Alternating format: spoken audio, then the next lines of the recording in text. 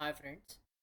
In the last video, we have started the new topic from the set theory is the operations on the set, and that last video we have seen about the intersection of two sets. Now continuing further the operation on set, new operation we are going to learn, that is disjoint sets. Let's proceed towards the concept and its example.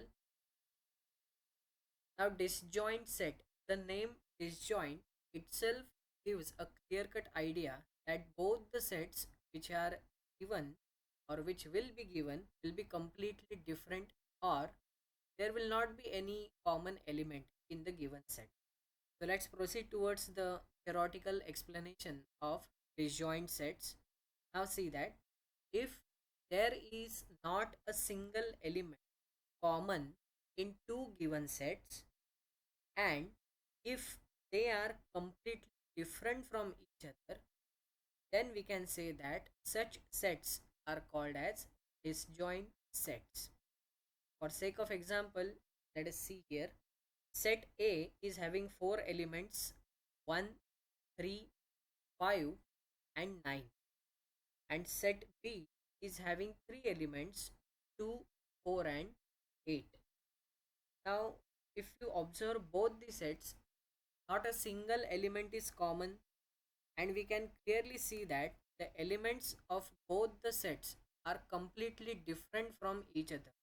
So, to say these two sets as a disjoint sets, both the conditions are fully satisfied, means there is a no common element and both the sets are having completely different elements from each other.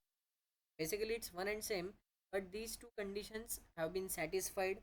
So we can say that set A and set B, these two sets are disjoint sets. By using Venn diagram, we can represent the disjoint sets like this. See, whenever we call disjoint sets, we need to follow one thing, that both the sets to be drawn separately because they are completely different from each other, so they are drawn away from each other. Set A is having these four elements: 1, 5, and 9, and this set B having three elements: 2, 4, and 8. And we can see in this Venn diagram also, not a single element is common. We cannot see any intersection part in this particular Venn diagram. So, not a common element, not a single common element is present. Hence, we can call these both the sets A and B as disjoint set. The sums can be asked in exam based on the operations of set, disjoint set, section set, and next operation which we are going to study in the next video will be the union of two sets. I hope you have understood this disjoint concept pretty easily.